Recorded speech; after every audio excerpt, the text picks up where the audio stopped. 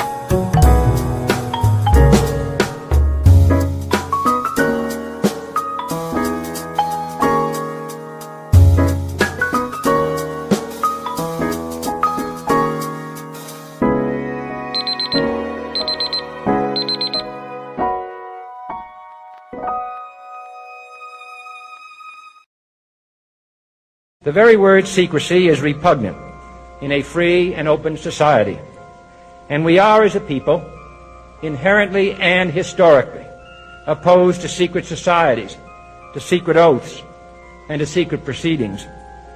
We decided long ago that the dangers of excessive and unwarranted concealment of pertinent facts far outweighed the dangers which are cited to justify it. There is very grave danger that an announced need for increased security will be seized upon by those anxious to expand its meaning to the very limits of official censorship and concealment. That I do not intend to permit to the extent that it's in my control. And no official of my administration, whether his rank is high or low, civilian or military, should interpret my words here tonight as an excuse to censor the news, to stifle dissent, to cover up our mistakes, or to withhold from the press and the public the facts they deserve to know. For we are opposed around the world by a monolithic and ruthless conspiracy that relies primarily on covert means for expanding its sphere of influence, on infiltration instead of invasion, on subversion instead of elections, on intimidation instead of free choice, on guerrillas by night instead of armies by day. It is a system which has conscripted vast human and material resources into the building of a tightly knit, highly efficient machine that combines military, diplomatic, intelligence, economic, scientific, and political operations. Its preparations are concealed, not published. Its mistakes are buried, not headlined. Its dissenters are silenced, not praised. No expenditure is questioned. The very word secrecy is repugnant. Good evening, everyone. Welcome to Let's Talk Till. It's Tuesday night. And that was the audio, you guys, for everybody that joined us for last week's show when we discussed the ideology attack part 3, where we were talking about Marxism and fascism and how they're basically from the same tree. And they all, the isms, Stazima was explaining that the isms need a certain amount of control and authority to exist. Yes. So tonight we're going to conclude our 4-part conversation on the isms, understanding capitalism, understanding that this country is a constitutional republic. It is said quite often. It is said when people used to pledge their allegiance to the flag. I think a lot of people did it out of, ceremonial instead of really understanding the words. You see these politicians, how both sides accuse one side of Marxism, the other side accuse the other side of fascism, and having this type of totalitarian authority that both of these two need to exist. and we played former President Kennedy's speech that he gave, one of the speeches that he gave prior to him being killed in public, where he knew of a secret society and undercurrent to the republic, enemy to the republic. And later on, he even said out his own mouth, if he had his choice, he would rip up the CIA to 1,000 pieces. So, Sister Azima has been giving us a conversation and some background of what these isms mean and how they affect everyday life, and how even with wasn't as present today as it was during the 60s, where we even had something pop up in America with McCarthyism, and how it was, it deals with an iron fist. So, Sister Azima, how are you doing? I'm fine. How's everybody? Good evening, everybody.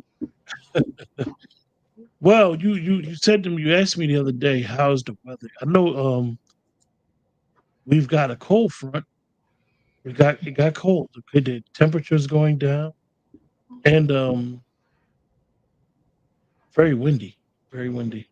But Okay. other than that, it's pretty good. We had two major elections tonight, and this is interesting about us talking about this conversation, where the Democratic candidate from Virginia, she won, and as of right now, the Democratic candidate in New Jersey, she's projected to win as well.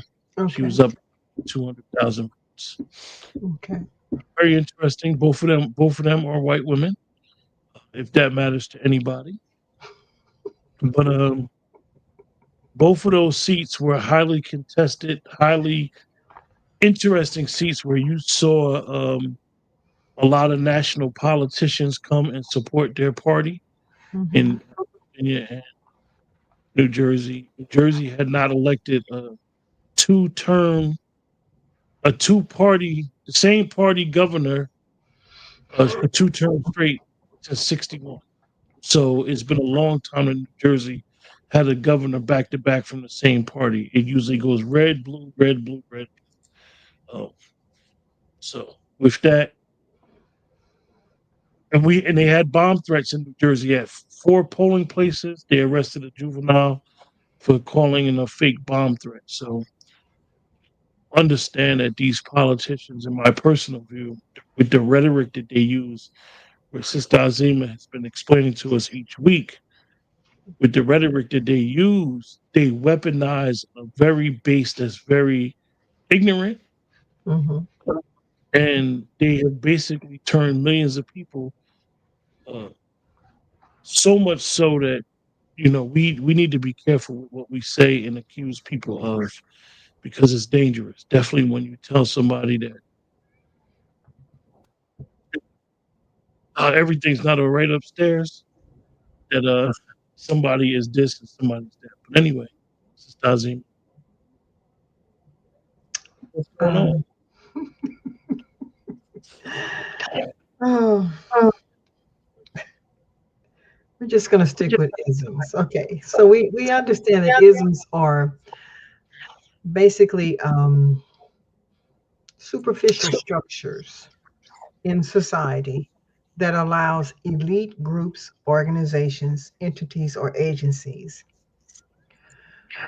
to control the masses of people through several methods, financially, economically, through their media, because the media is the windows to the soul, and it allows them to use propaganda.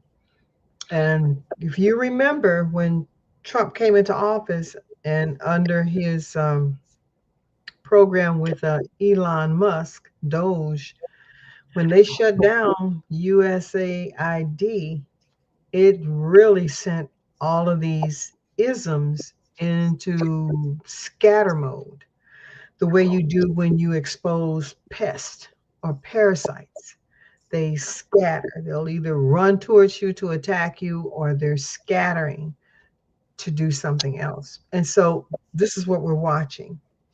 He is trying to go to a constitutional government. And this is leading us to the fact that we're going to see all of our isms: fascism, communism, Marxism. Okay.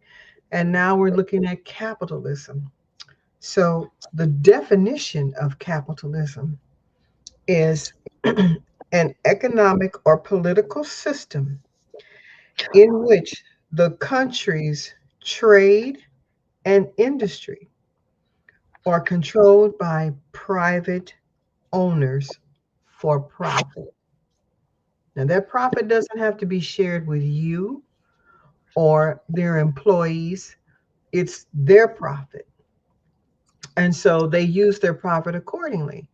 And how they use that, they buy political seats, they control the media.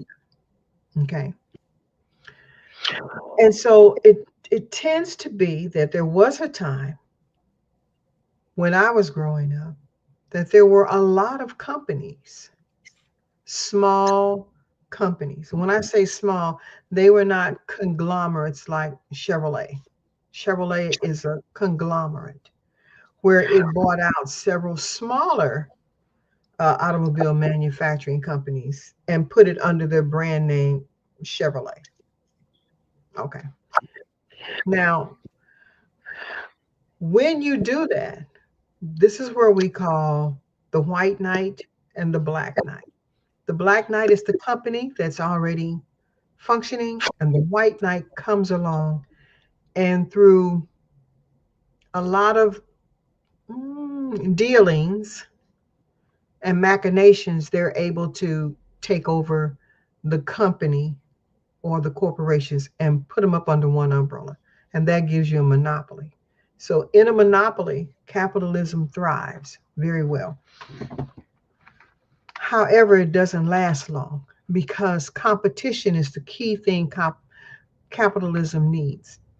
When you reduce the amount of competition that you have and everything becomes monolithic, then that's a step towards dictatorship, going to the other forms of isms. Capitalism can move you to socialism, communism, or Marxism, because the political system is segregated from the industry and trade.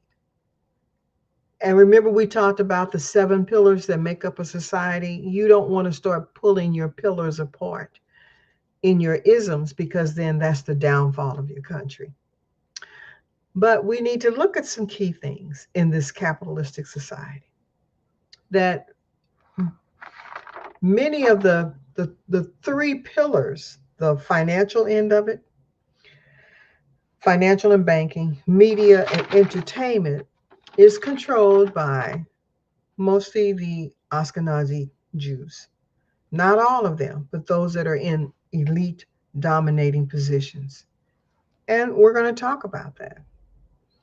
We're going to look at the fact that right now, and this is not a racial issue, we're looking at the fact that a lot of the white people in America who have been here for a while, not new immigrants, but those whose families came in the 30s and early 1800s, they are they feel displaced. And they feel displaced because everyone has been used to us standing up and fighting for them. But we're not doing that now because we're stepping back and looking at the bigger picture. And that's what you have to do. And then I think overall, we're tired of being the moral compass of America, the United States of America. So these elite individuals, and you've heard of them, we're going to talk about what they control in a capitalistic society. Under media ownership, you have Robert Edgar, who is chairman of Disney. Disney also owns ABC, ESPN, Marvel, and Lucasfilms. Suma Redstone, the chairman, He's the chairman of Rothstein, Viacom's, CBS, MTV, BET, and Nickelodeon. He is also a member of the Arthur Spieger's family. Okay? New York Times is owned by Spielberg Katzberg. Giffen is also owned by Spielberg and Katzberg, as well as DreamWorks and SKG. Now, these are your media conglomerates, okay?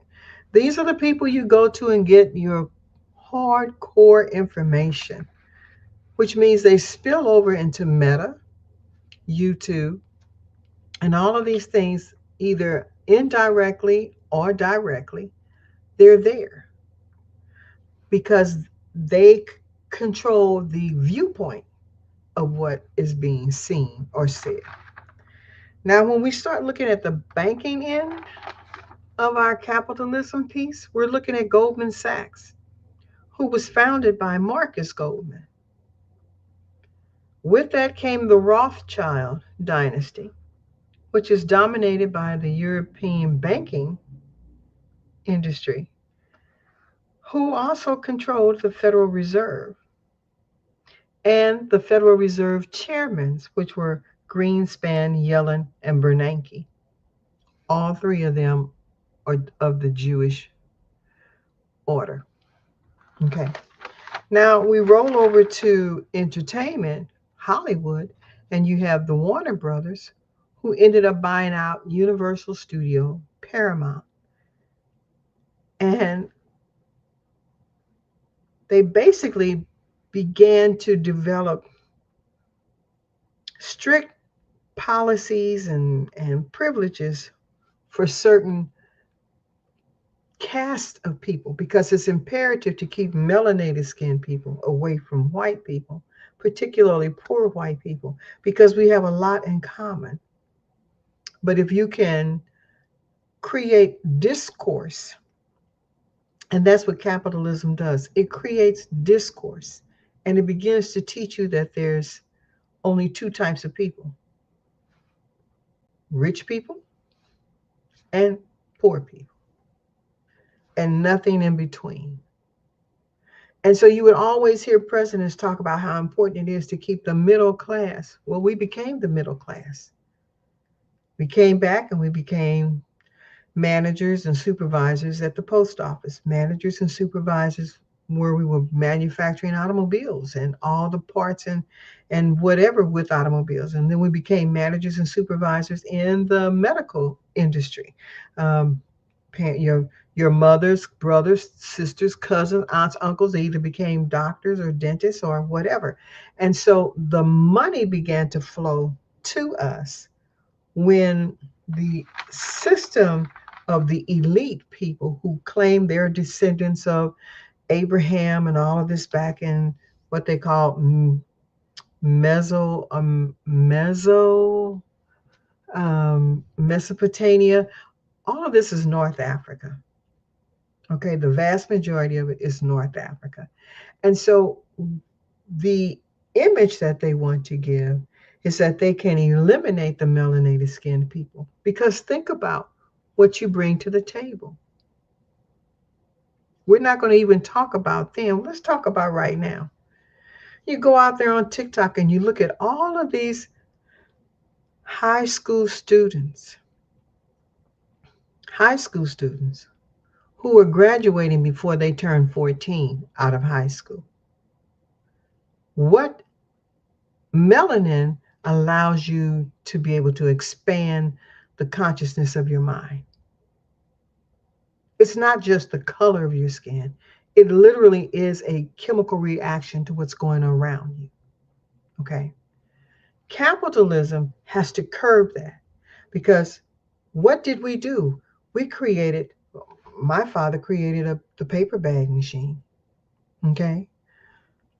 I'm sure you all have relatives that created stuff, but I mean, the super soaker, they had a hand in the IBM coding process. They worked with Apple to help create the first computer along those lines, personal computer. We were already in the automobile industry, Peterson guy. We were the real McCoy. We were inventing and modifying things that were already out here. The stoplight, the gas mask, the open heart surgery. Think about it. And they want to tell you, oh, that's very new. But no, if you go back to ancient North Africa, Kemet, they were already doing brain surgery. The C-section was a byproduct of Catherine when she was Peter's wife, and she was from North Africa. She went into labor. She had her doctors come, her healers come and deliver her baby through C-section. So we were very familiar with that because we have been here a long time. And we bring with us technology. And we had to put that technology in a manner of working to benefit us with limited or I don't want to say primitive, but primitive is primary resources.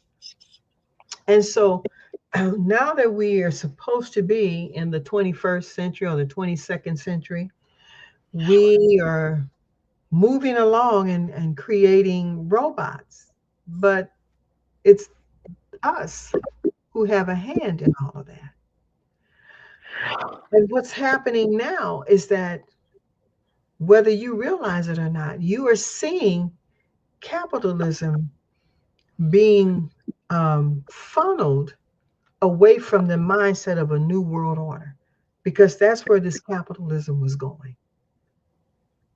And the capitalism needs to be in control of what? The key things that they make important in the United States of America is trade and industry. And so for 22 years or greater, they sent industry to other countries. And you all didn't know it because you're younger than me. You just thought, oh, it's just hard to get a job out here. That was on purpose because your grandfathers or uncles or whoever were working in middle management. And they were making sure that they were encouraging you to go to college so that you can be in the upper echelon of what's going on. And we do things very differently. Most people in capitalism, they're not out here trying to help the little guy get ahead. They're out here trying to make their biggest profit for themselves, to live in utter wealth, correction, and to be the richest person out here. Because you hear them say, oh, I've got $200 billion. Oh, okay, that's just 200 billion pieces of paper. But how does it help anybody else? And the irony of it to me is that in Silicon Valley in California, under capitalism, many of those people cannot rent an apartment. Even though they're making 6 to 7 figure incomes, the rent is astronomical. And that's what capitalism does. It becomes a system of greed. The minute you realize that you can sell your product, have it manufactured someplace cheap or inexpensive, and sell it at a maximum amount. Okay. And you've seen it everywhere. Remember the EpiPen. The EpiPen was not created by that young white guy who happened to buy the patent. Okay. It was created by the United States government to help their soldiers who were being sent into areas where there was malaria and a lot of other diseases, and they needed a way for them not to die from disease. And so the EpiPen was a lifesaver for them. He bought the patent because there's only a 50-year patent on it. And this is how a lot of the capitalistic people do. They'll go out and look at all these new these old government projects and um, I want to say things that were manufactured or created. And then they buy that patent because there's only a 50-year period on it. And they get it very cheap. And they may modify it just a little, slap a new label on it, and sell it to you at 1,000 to 4,000% markup. And So that, he made so much money. They shamed him. huh? They they shamed him and then took it from him. That Right. he made so But much look money. how long he had done it. There were a Yeah. lot of children who were suffering and a lot of adults who were suffering from food allergies. And you have to eat. And he didn't care.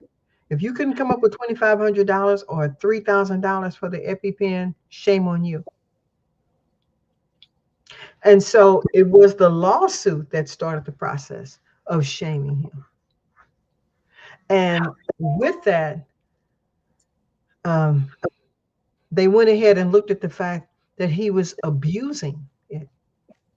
Now, this takes me back to when TWA, Trans World Airline, was an airline that was owned by three different brothers. Two of them, as they were aging out, they were becoming too old, and other family members or descendants wanted to take over.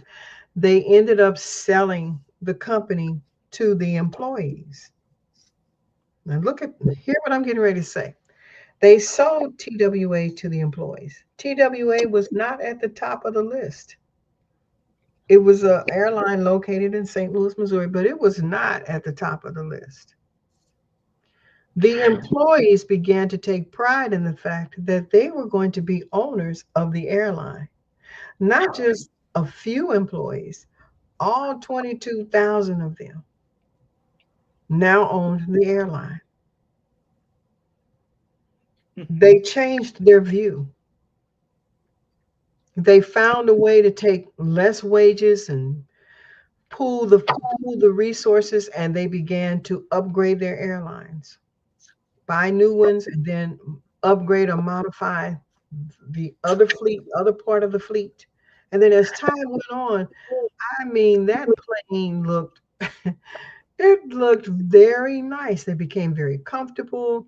They were always on time. Everybody knew what they had to do. They handled your luggage like, oh my God, it was like unreal. And you could see it. You could see the pride in them. And then the elite people from the Ashkenazi Jews said, yeah, you got melanated people and white people working together. That's not what we want because it pulls away from the New World Order concept or the eugenics program that they were really pushing. And so they sent in Carl Icahn. Please look him up. He was a nightmare. He slowly and methodically dismantled that. And you see that. You saw it with IBM. Most of you don't know that IBM were the people that they used in Germany to stamp the German people at the concentration camps. That machine put the number on their arm. Most people don't know that. Okay. But when you watch how the system works, capitalism really stands in the background. It's the foundation of your country. You don't see it, but you absolutely operate within it. They have the ability to determine whether or not there's inflation. When I was growing up, money was backed by gold or silver or any fixed commodity that had a what we call a balanced tear. Tear means it weighs this weight and it's going to cost this amount all the time. When we got rid of that and went just to an open standard for the Federal Reserve, capitalism went rampant and businesses in America faltered. They began to be bought out through antitrust laws because capitalism creates that environment. And in that environment, these antitrust laws that came along, they started attacking businesses that had gotten large enough to become an S corporation, okay, or a C corporation, where the corporation is what you see as the actual entity, and everybody else underneath that is protected, shielded from any of these laws that would cause them to be sued. And so, what you do is that you can't break the company up, but you put pressure on the unions by union busting. Let's get rid of that leader over there. Don't make him your head man. Vote him out. They create this environment of propaganda that things are bad, and then it begins to collapse. You get out the union leader that was working with you and working with everybody, and now you can put your people in systemically. And that goes back to Jackal Island. Remember, what was the purpose of that? To get the Federal Reserve here. And to do that and to keep it here, you had to create capitalism. And so the same bodies of people brought that into effect. And they were able to look at the other isms around the world because many of them came from those places. And they realized, oh, this is not good. And it was the elite ones who felt it was their place, their job to control the narrative, and they went out of their way to do it. And they were not interested in immediate results. If they had to have immediate results, then, people had unfortunate moments. But the the long term, they had a long-term plan. And the long-term plan is that I can sit back 20 years and wait for me to break all of this part down here. That's what they did with your educational system. America used to be third in the world in academic achievement. We were last in the world for incarceration. Now we're number one. We incarcerate more people in the United States of America than any other country. And this came from, the ability to massage the capitalistic system because you don't have to be accountable for your profits. Now, here's the twist. As we see our people do better, okay, and we'll point out Oprah first. Once she was able to become that billionaire, what was she doing? She was giving away things on her show.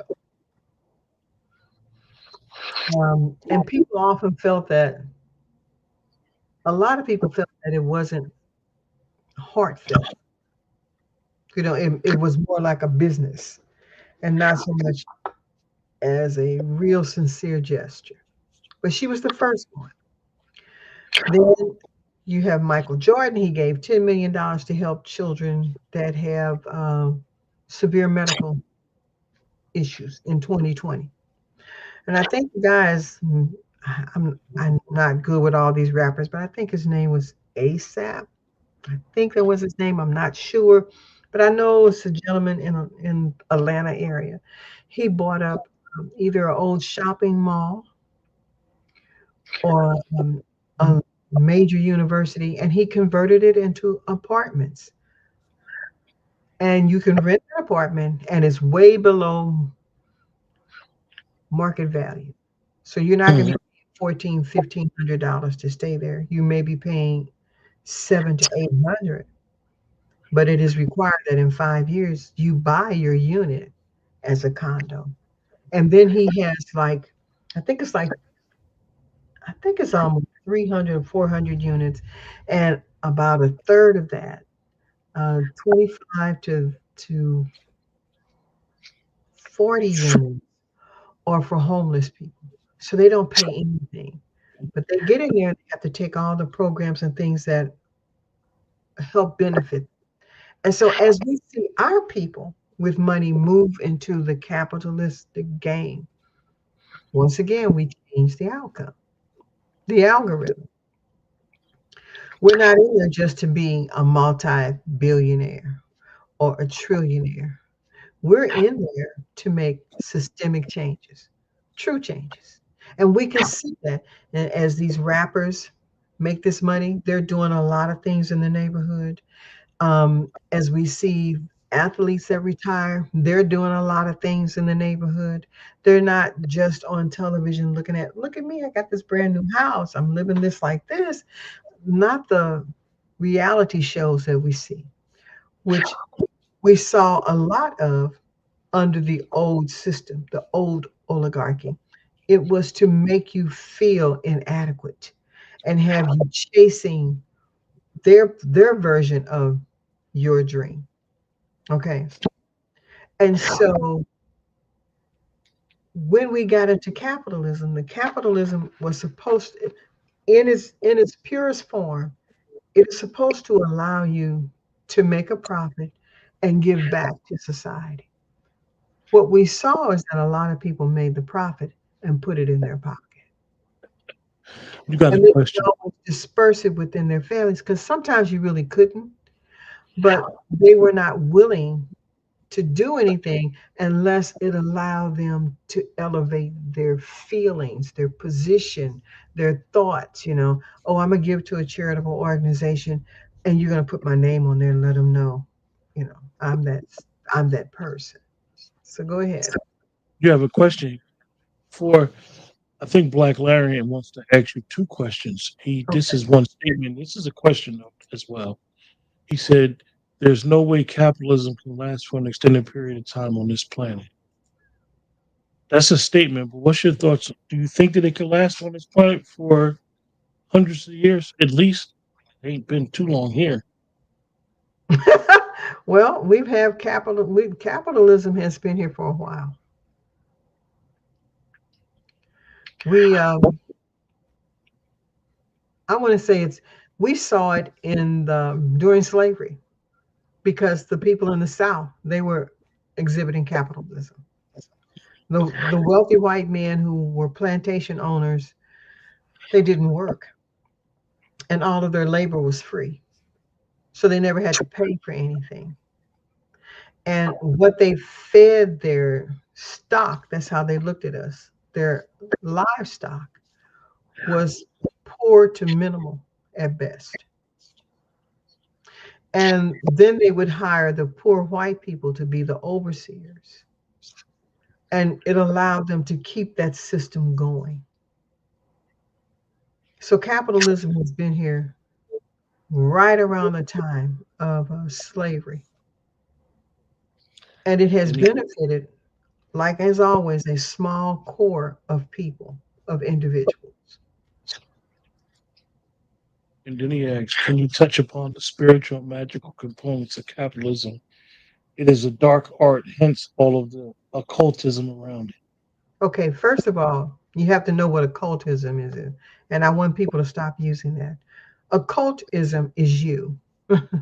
Occultism is what we call dark matter energy. And it stems from the teachings of the ancient ancestors that were all over this planet, how they interacted with creating balanced energy based on cosmological signs.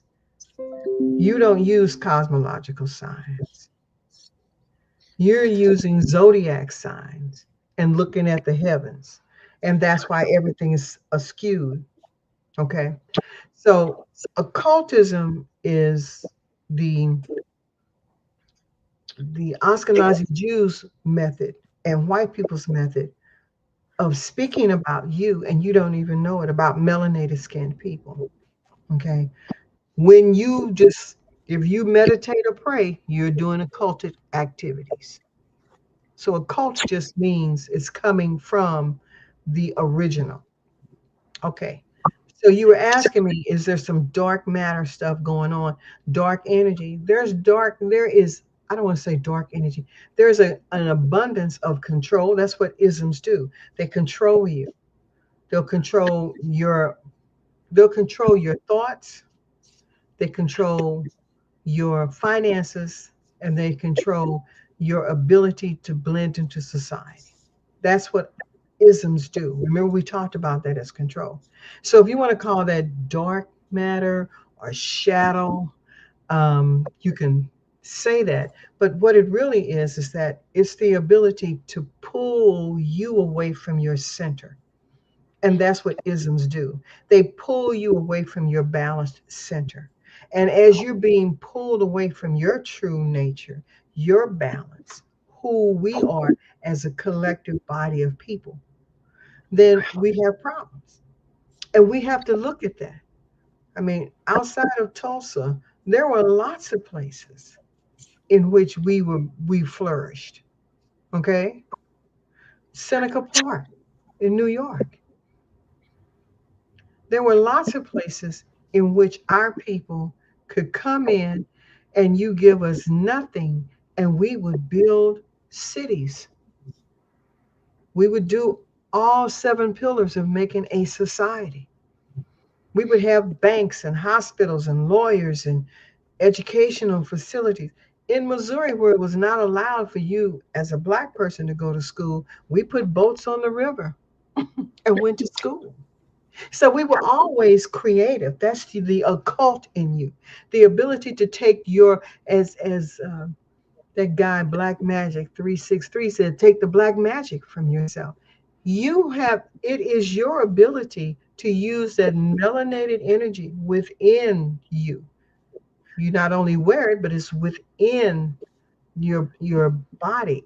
It's within your body, and it communicates with the melanin everywhere else, and this allows you to function. So capitalism is used, or any ism is when you can separate the people from who they really are. You can, through suppression, dictatorship, and by no means were we always nice, because Idi Amin was not a nice guy. He was a dangerous man. Okay. And we had many of them, Papa Doc. And so they used their place and position through an ism of being a dictator. And the people would bow to those whims. So the isms separate you from your higher position. Okay. It's not really in you to say, I'm going to make all this money and not share. Or I'm going to have all this in abundance and not share. It's just not in you to do that. You may not share with everybody, but you do pick people that you share with. And as you share with them, they have other people they can share this information with.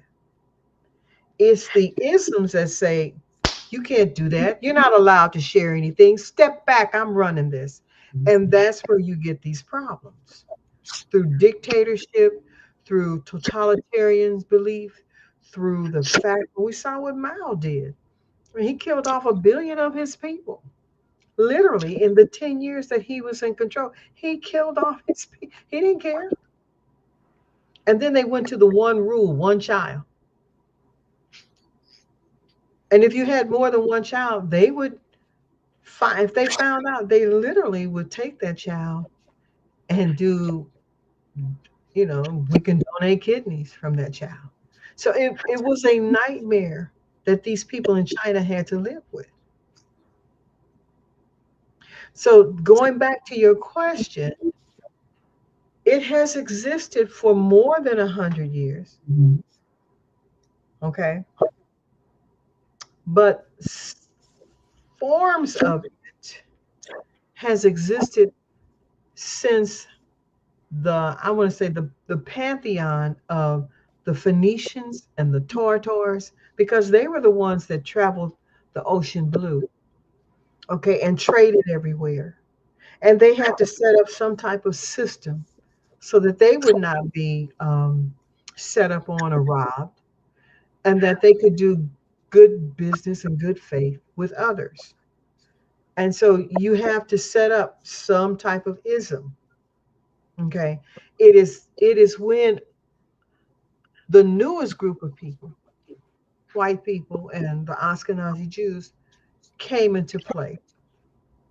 They did not they did not have the knowledge and true understanding of how to implement the things we had already put into place. And so they were going to outdo us. That the jealousy stepped in, we're going to outdo us. And in doing so, you could see society crumble and start falling apart. And what we're seeing now is that as we come into our knowledge and knowing and awakening, we're able to stitch it back together, but it's going to look beautiful. You won't see the stitching because this is how we operate. So to answer your question, number one, it's not an occult situation. The occultism is the fact that melanated skinned people are practicing the sciences and technologies that they know and they implement them. Okay.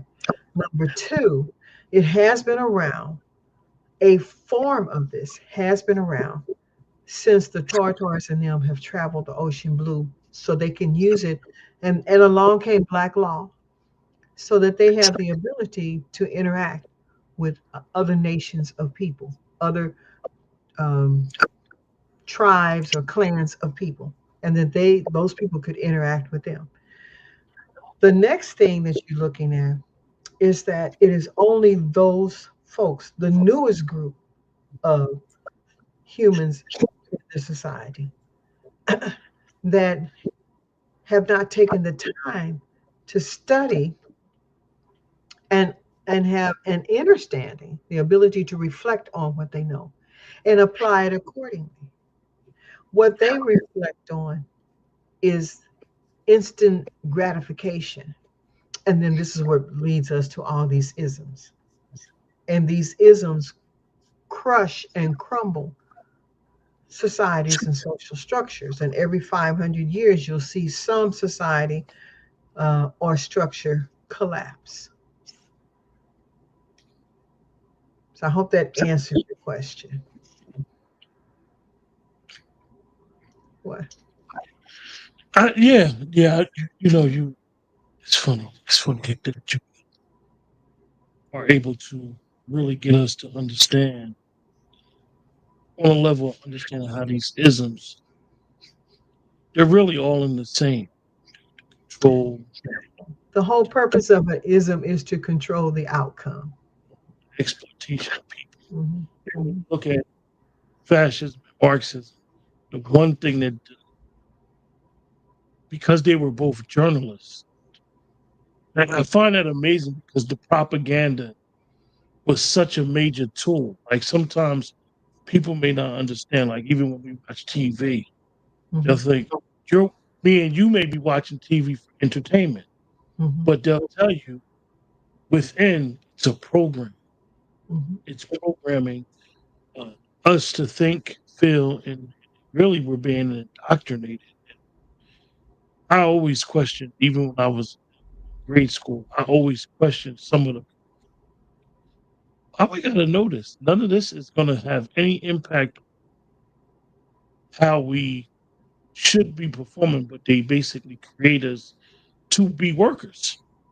We're indoctrinated to be workers, to be laborers, Mhm. not to be entrepreneurial.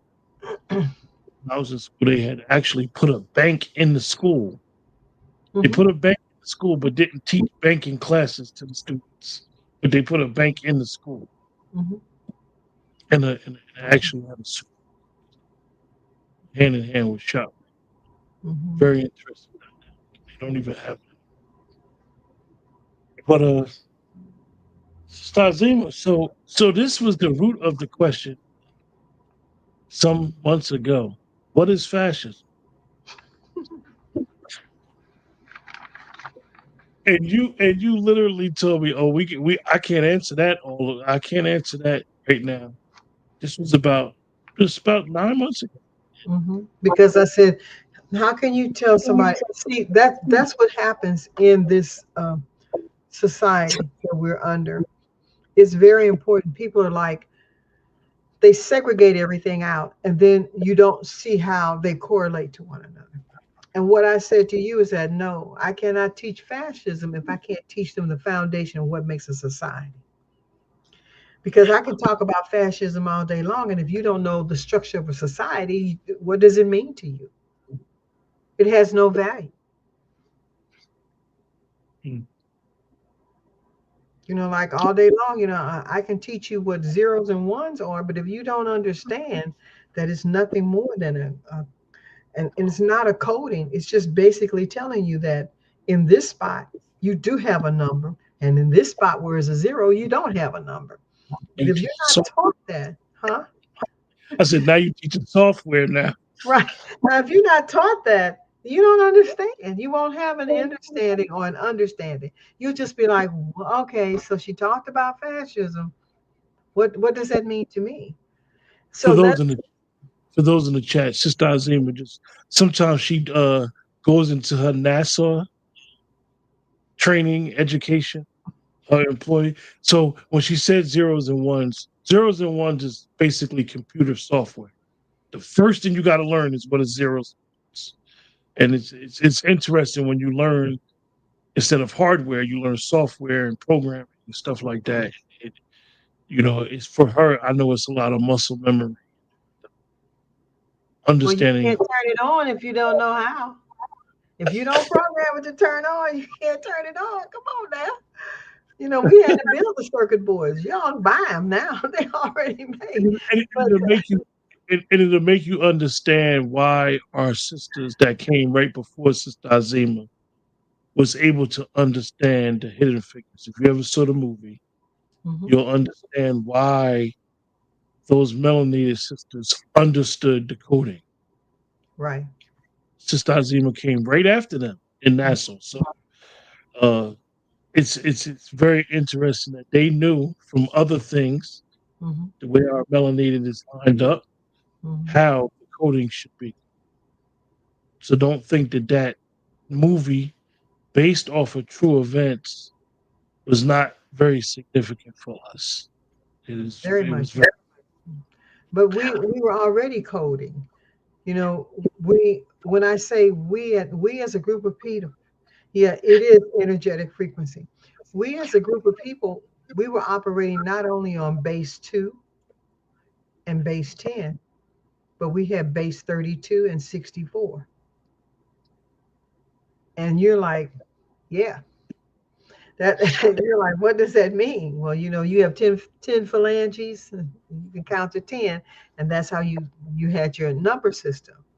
And so they would have a base 32 or a base 64, and that allowed them to build the pyramids as we see them.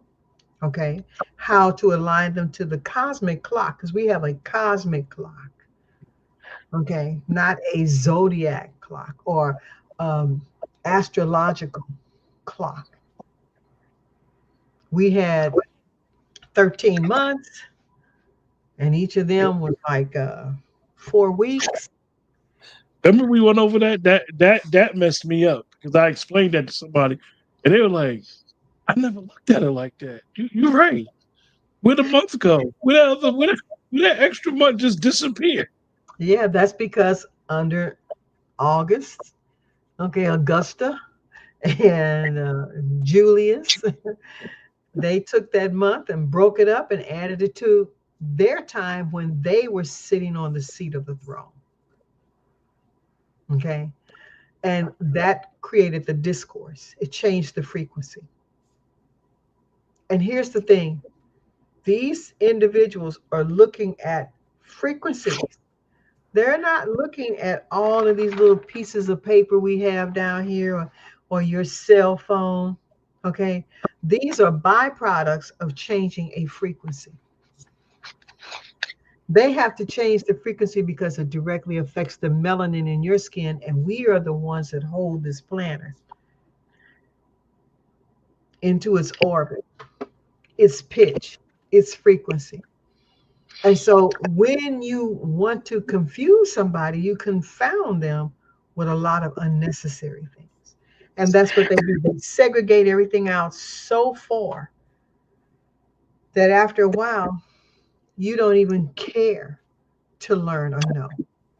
Mm. And that's what they do. They frustrate you systematically to the point that you cannot function. So let me Why? ask I'm sorry. Go ahead. I'm listening. Why what? you, we just had daylight savings time. Yeah, what was the purpose of that? You tell me. You tell me. It was used so that farmers in the fall could be able to harvest their crops and get them to market. And it will allow them to make sure that their children didn't have to attend school for long periods of time because they didn't have the technology. When did and I don't want to go too far off the topic because Mhm. you brought up the daylight savings time. When did it, the purpose of it? And I think a lot of us think that it was had to do with the wars, but it really, when you talk about it, you explain how it really affected the children laborers and how so many people had laborers that were quote unquote of age, of not of age. Mhm. When and now we know that Florida basically has instituted some rules and laws where child labor laws. When did child labor laws come into effect? Like major throughout the country. What year? In the late 1800s, it really started coming into effect, especially when the Great Migration from the South and the people went to the North. Okay, white children were already working in factories, and there was no issue with that. However, when more melanated people began to see the atrocities that was going on in the factories, they spoke out. Many of the white women in the suffrage movement began to speak out. But they did not, just because you got to America from Europe, many of them, many people who came here from Europe could not read or write. They were illiterate. They depended on the church and the royal house to handle business. If they were educated, most of them were white men who were of some type of standard or status. Okay. They might have been a distant great grandchild to the duke of somebody. He could go to school. Okay. But not, Markham, who lived on the corner barefoot. He's not allowed to go to school. Even though he may be a white male, he's not allowed to go to school. So the system in Europe was one where they already segregated their people. The royal house, all of the people who were in the priesthood and the landlords, which became the lords and ladies, they were the landowners around the royal house. They had the right to go to school. Their females had the right to go to school and learn how to read and write, but they were not allowed to learn math. They were not allowed to learn politics or philosophy or anything that they thought the white man should be in control of. So even the wealthy white women were subjugated to limited education. But when France saw us free ourselves from slavery, and they wanted to give us that Statue of Liberty, and she came here in blackface with a chain on her feet. That's no, you got to do something different. I gotta change that nose. Right, everything. So he used his wife's face to do that. But if you go and look at the bottom around her feet, you still see the chains. There were several renditions because one rendition she was holding a child up with the chain, and the other one she had her man standing behind her with chains, and they were showing their freedom. And the bottom line is that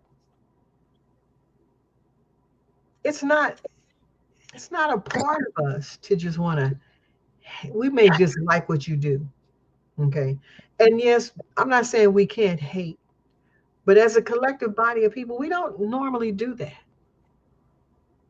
And we have been able to roll with the punches with everything. And I think this last time, whether it's the fact that Trump got elected or the mere fact that they may have opened their eyes and seen how the Democrats were acting, okay? Because I want to tell you, under that Democratic Party, go back and look at Joe Biden's Secretary of Health. It was a man, transgendered man, and he looked like a man. And it was not uncommon for that. Look at the situation that just popped off the other day. I just saw that on over the YouTube or whatever. They made this black woman give up her membership at Gold's Gym because she went to use the women's locker room and there was a man in there. And he was dressed like a woman. And she came out and said, I can't go in there. I'm not going to go in there and take a shower. It's a man in there. And because she made a big deal about it, because they were too busy trying to just calm her down. It's okay. It's all this, that, whatever, being politically correct. They told her she had to give up her membership.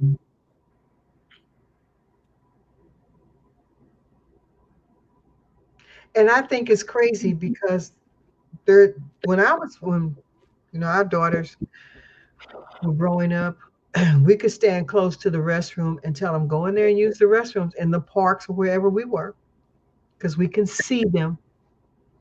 Now, when I take my granddaughters, I go into the bathroom. I walk around to make sure there's no man in there. And I have walked in and found men in the bathroom. And I tell them, not polite words, you need to get out. You know what's funny? What's funny, Sister Azima, I don't. Never mind. I don't even bring that up. But here's what I'm saying: your isms help create that. They develop that environment, and the isms are there to destroy a structure that would allow the people to be in control. You can't have the people in control in any country, anywhere. You can't have the people in control. You can give them the illusion of control, like George Carlin said, you got the illusion of control. And the illusion of control is that they want you to believe that, YouTube, Meta, and all of them are different individuals, but go back and see who's running them. It's usually one or two people. And when you get it down like that, they'll throw you a bone by saying, look, you could get 31 different flavors of ice cream from this ice cream place. And you're like, I'm not interested in that. Went to Baskin Robbins and they had all 31 flavors. Right. And so my whole thing is that we came along at a time where we were able to see that. Television was new for me. It was a 13-inch screen. Whole family had to sit around and watch. Okay. And you were able to see how it went from that to a bigger television screen to having soap operas. And that name, I mean, Procter and Gamble and all of them came on there and began to advertise. When they started advertising, let me tell you, propaganda was rolling. It started rolling. Like that song, rolling, rolling, it was rolling. Look at it, like you said, the imagery, the TV being new, and the propaganda from, you know, at one time they didn't have cigarette commercials. You didn't see people smoke cigarettes. Then when they wanted people to smoke cigarettes, people started smoking cigarettes on TV and Well, they always did that. products. It was just that the tobacco industry jumped on the bandwagon a little late, but they've always done that because Yeah. as long as I can remember, you could smoke on an airplane. You could smoke at the gas station. Okay, smoke cigarettes, open flame, flick it out, throw it on the ground. And we were not taught that. We didn't have seat belts when I was growing up. What is that? That was a new invention. So Safety first? What? let me ask you if anybody in the chat got any questions first and foremost. For Sister Azim, you're more than welcome to ask before we close out. But I want to ask you a question before we close. With all of this, the world, with America Mhm. moving a mile per minute, just moving, just everything's going on. I'm not saying the country they moves a mile per minute, just a figure of speech. But Mhm. with everything going on and everybody being pulled in all these different directions, and you've eloquently explained the isms to us and putting in a context, what would you advise us to do with what we see, how we're being propagated to over and over again? What would you advise us to how to handle it?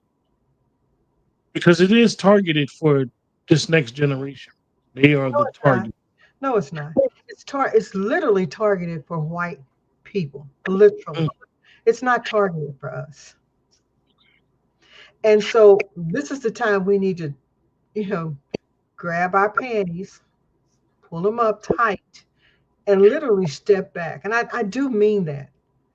You have to step back because the minute you step back, you have the ability to free your mind from all of this little stuff we see. And the minute you free your mind, it allows you to start networking and doing the things that are necessary to build the infrastructure for our people. It's here, but they've claimed it.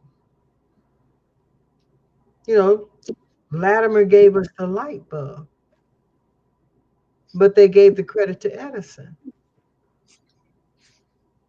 So what I'm saying to you is that this is our time. You'll hear a lot of Christian people say this is the time of the great jubilee. This is your time because everything is moving into its proper cosmic family location, not the astro location.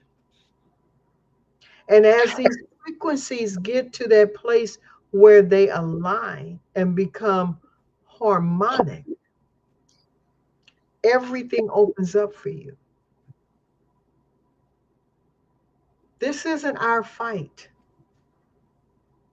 This is the fight with them because they have lied not just to you, but to the whole world. And now they're being found out because everybody can see them just as they are, whether it's Netanyahu or Janet Yellen or Bernanke or Dick Cheney. They are now being found out. And the whole world can see them for what they are. Dick Cheney is taking a dirt nap right now. Well, so is Chuck Schumer and Nancy Pelosi because Yeah. they have done unscrupulous things. And they, when you're at the bottom of the barrel and there's no place else to go, you can only go up. And so we are moving in a place where we can start doing for ourselves. There are a lot of Black folks that have gone back and done farming, and now mega farming, and they are selling their crops to us, and they're finding a way to get it shipped across the country. And they're taking advantage of the technologies that are available to us. A lot of us are learning that we may have local herbalists and medical doctors that are now becoming naturopathic doctors or healers. Take advantage of it because we need to heal ourselves. We need to come to this place of balance. Because as we come to balance, we build and change the dynamics of this planet. We are this planet. So what we're doing is that we're getting, and Trump, what Trump has done. Have you ever heard the story of the Emperor's New Clothes? It's a kid's book, you know. The whole piece about that is that this guy is very greedy and all this stuff. He's a great king, but he's stupid. And these men come along, they're criminals and thieves, and they trick him into believing they can make fine clothes for him, and they make nothing for him. And he's walking around in the neighborhood in his underwear, and everybody's supposed to just say, because he's the king and they don't want to be harmed by the king, oh, your clothes are good. And then these little children run up to him and say, why are you naked? So we are now in the time of the emperor's new clothes. And everything is being pulled away, and we can see truth. It's naked before you. And you need to look at that truth. The isms are going away. Okay, Netanyahu thought America was just going to come in there and save him. And he's mad that Trump didn't do the things that they were supposed to do. And everybody's looking at him crazy. And so, when you see all of this, and it's not a negative, I'm just saying we are seeing everything clearly. We have the opportunity to step back and say, this isn't our fight. It's our opportunity to heal ourselves and do better by us and create the environments we want to be in, because we can. I'm not saying that you don't keep your pulse on what's going on, but it doesn't have to overwhelm our life. And I always say, whatever they tell you, go research it. Black people aren't the main people on welfare. Are you aware of that? We only make up 20%. So the things that we see out here that they're selling to us, that's propaganda. And you have to be able to see it, recognize it, identify it, and then move. All you have to do is move one step left or right and let it go right past you. And get yourself to a place of balance. There are Black folks out there that help you navigate through the financial world, and you can start making passive income. And the way Trump is going, he's getting ready to shut the Internal Revenue Service down because it's not in the Constitution. So he's trying to practice his ism by following the Constitution. That's his ism. So, with that, we're going to close out, and I'm going to play President's speech one more time, and we'll close the show. In a free and open society. And we are, as a people, inherently and historically opposed to secret societies, to secret oaths, and to secret proceedings. We decided long ago that the dangers of excessive and unwarranted concealment of pertinent facts far outweighed the dangers which are cited to justify it. There is very grave danger that an announced need for increased security will be seized upon by those anxious to expand its meaning to the very limits of official censorship and concealment. That I do not intend to permit to the extent that it's in my control. And no official of my administration, whether his rank is high or low, civilian or military, should interpret my words here tonight as an excuse to censor the news, to stifle dissent, to cover up our mistakes, or to withhold from the press and the public the facts they deserve to know. For we are opposed around the world by a monolithic and ruthless conspiracy that relies primarily on covert means for expanding its sphere of influence, on infiltration instead of invasion, on subversion instead of elections, on intimidation instead of free choice, on guerrillas by night instead of armies by day. It is a system which has conscripted vast human and material resources into the building of a tightly knit, highly efficient machine that combines military, diplomatic, intelligence, economic, scientific, and political operations. Its preparations are concealed, not published. Its mistakes are buried, not headlined. Its dissenters are silenced, not praised. No expenditure is questioned. The very word secrecy. Well, with that, see you guys next week. Take care. See you.